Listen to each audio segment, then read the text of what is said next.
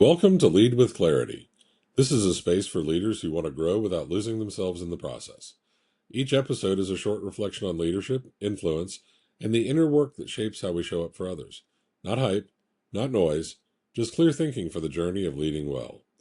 Today's episode is entitled The Discipline of Simplicity, What Colin Powell Knew About Great Leadership. Here we go.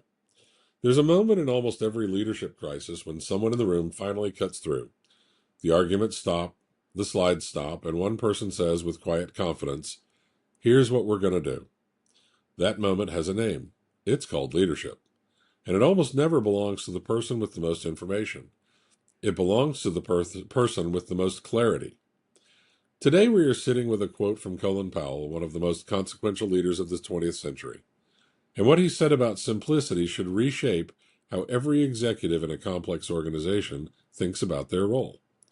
Powell said this: "Great leaders are almost always great simplifiers who can cut through argument, debate, and doubt to offer a solution everybody can understand.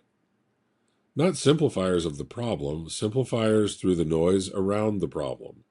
That's a critical distinction. Think about the last high-stakes meeting you were in. How much of it was spent generating complexity versus resolving it? How much of it ended with people clear on what they were going home to do? In most organizations, the answer is uncomfortable, because we've confused sophistication with thoroughness and thoroughness with leadership. They are not the same thing. The leaders I have coached who struggle most are often the ones who are the most intellectually capable. They see every dimension of a problem. They can argue every side. And that very capability becomes the trap, because seeing everything is not the same as knowing what to do. Your team doesn't need you to hold all the complexity. They need you to resolve it for them. Here's where people get this wrong. They hear simplifier and they think Powell is advocating for shallow answers. That great leaders just cut corners, skip nuance, and barrel toward a decision. That's not what he's saying at all. The simplification Powell is describing is earned. It comes after you've done the hard intellectual work, after you've sat with the data, wrestled with the trade-offs, and carried the weight of the ambiguity.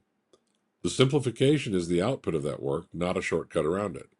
It takes more rigor to land on a clean, clear answer than to produce a 40-page analysis with no recommendation. So the reframe here is this: clarity is not the absence of complexity. It's the evidence that you've mastered it. When you walk into a room and offer a clear, grounded direction, you're not being simple. You're being generous. You're doing the cognitive work that would otherwise land on your team, your board, or your customers. You're absorbing the noise so they don't have to carry it. That is not weakness. That is one of the highest forms of executive service. Powell built his leadership identity around this. Not around the most elaborate strategy, but around the most executable one. And the organizations that moved with speed and conviction under his leadership did so because the path was never unclear for long. So here's what I'd like you to take into your week.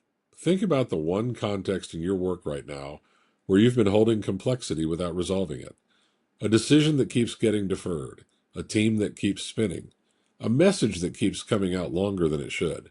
That is your signal. Not that the problem is too hard, that the simplification work hasn't been done yet, and that work belongs to you.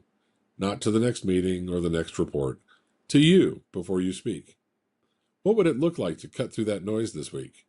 To offer the one thing your team actually needs to hear? Colin Powell didn't become one of the most trusted leaders in the world because he had the most data. He became trusted because when he spoke, people knew exactly what he meant and exactly what was expected. That kind of clarity is rare, and it's built deliberately over time. The simplifiers are the ones history remembers, not because they made it easy, but because they made it possible.